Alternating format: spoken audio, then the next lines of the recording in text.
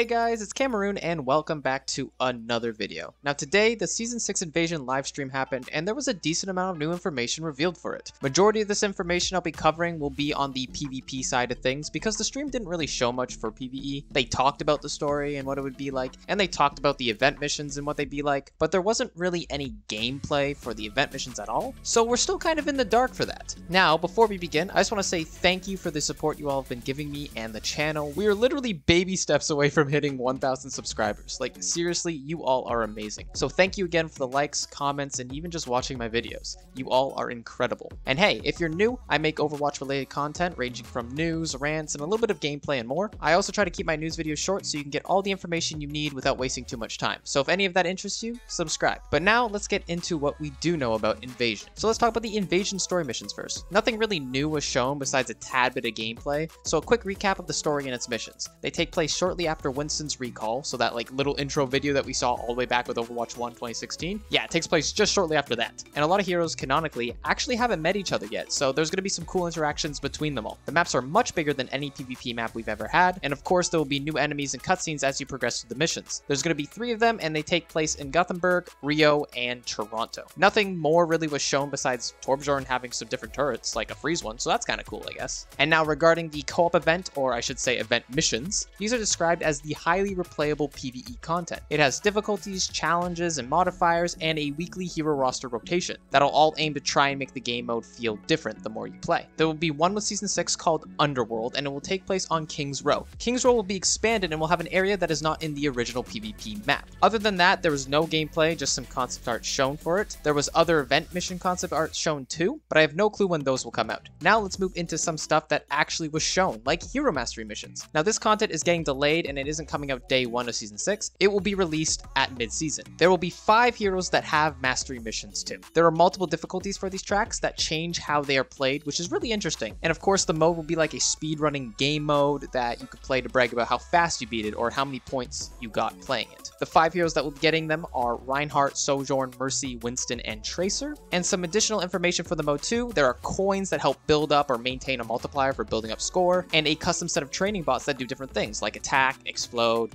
and more. Okay, now it's time to talk about the stuff I personally am most excited and intrigued for. We'll start with Flashpoint. Now this mode will have 2 maps for it at the launch of Season 6, and they are Suravasa and New Junk City. These maps look beautiful and are massive compared to any other PvP map we've had. The maps are symmetrical on both sides to help with competitive balance. So that means like same spawn walkout times, capture points having mirrored environments, etc. Now how does this mode actually work? Well, there are 5 capture points on the map and only one will be active at a time. Your team will go for it and fight for control. It will act similar to Control or King of the Hill already, and once that point is captured, one team's score will go up, another point will be displayed, and after a short period of time, it will be unlocked. You will then head for that point and fight for control again. The team that captures 3 of these points wins the game. A good comparison to this mode is Hardpoint from Call of Duty mixed with Overwatch's already existing control mode. A little more information on the maps themselves. They have different paths and routes to capture points that you will have to learn to truly master this mode. The maps are not as linear as other maps. Honestly, this mode has me quite excited and I think it's going to be very fun to play. Well, either that or it will be the worst mode ever, depending on how the spawn times and walkout times are and overall how the maps actually feel. I'm being hopeful and leaning more towards the side of it being a good mode.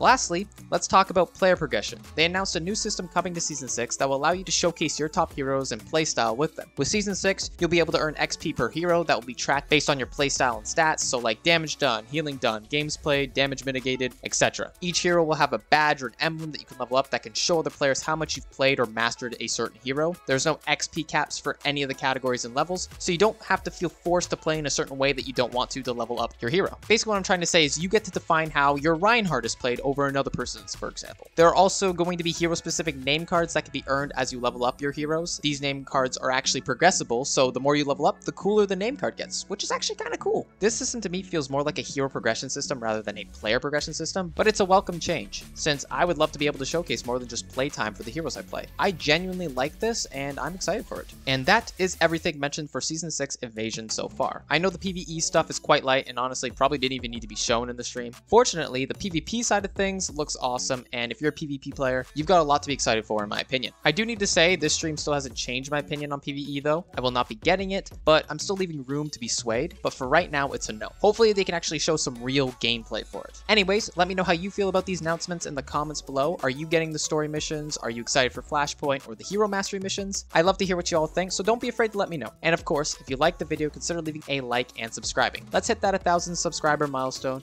I appreciate you all, and I will talk to you all later.